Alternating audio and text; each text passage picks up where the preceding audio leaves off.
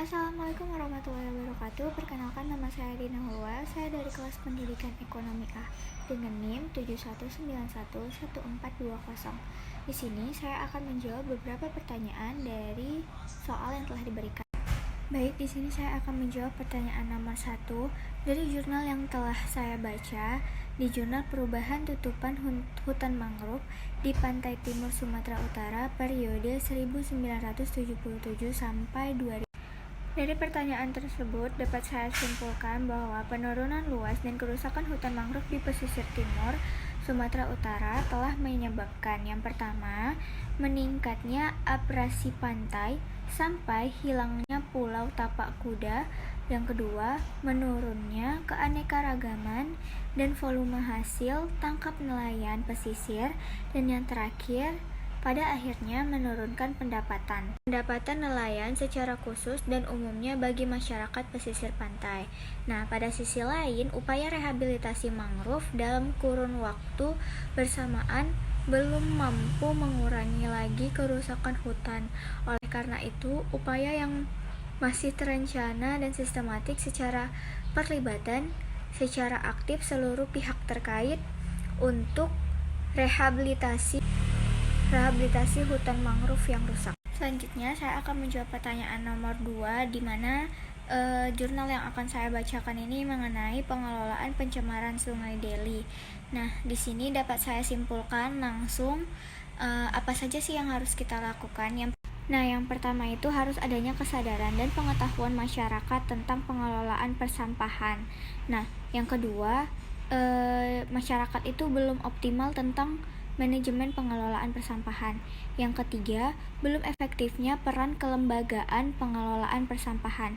Dan yang terakhir adalah perda persampahan belum efektif dilakukan. Nah, dari jurnal ini juga dapat dijelaskan bahwa Sungai Deli merupakan salah satu dari 8 sungai yang ada di Kota Medan, Provinsi Sumatera Utara di Indonesia. Mulanya pada masa Kerajaan Deli, sungai ini adalah urat nadi perdagangan ke daerah lain.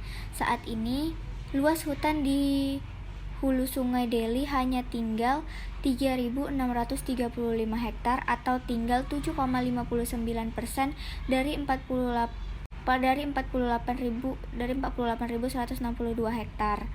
Selanjutnya, pertanyaan terakhir saya akan menjawab langsung dari artikel yang saya baca. Fikarwin Zuzka dari pengamat sosial Universitas Sumatera Utara mengatakan, hingga kini masalah sampah di Medan belum ditangani dengan serius karena tak ada perubahan signifikan dari pemerintah sebelum-sebelumnya untuk penanganan sampah ini. Nah, dia mengatakan kunci penyelesaian masalah sampah di Medan ini ada di tangan pemerintah. Namun sejauh ini pemerintah daerah setempat belum maksimal dalam bekerja. Masih banyak sekali pemukiman warga yang tak memiliki tempat untuk pembuangan sampah. Dengan kekurangan fasilitas seperti itu, tidak heran jika masih banyak sekali dijumpai masyarakat yang membuang sampah di pinggir jalan. Nah, lalu dia juga menilai Pemkot Medan kalah jauh dari kota-kota besar lainnya di Indonesia, terutama pada daerah Surabaya. Di sana, sampah yang sebelumnya menjadi masalah di kota Surabaya justru menjadi sumber PAD sekarang ini. Beliau juga mengatakan sementara di Medan ini lebih dari 500.000 ton sampah per tahunnya hanya berakhir di TPA, yaitu tempat pembuangan sampah, tanpa menghasilkan apa-apa.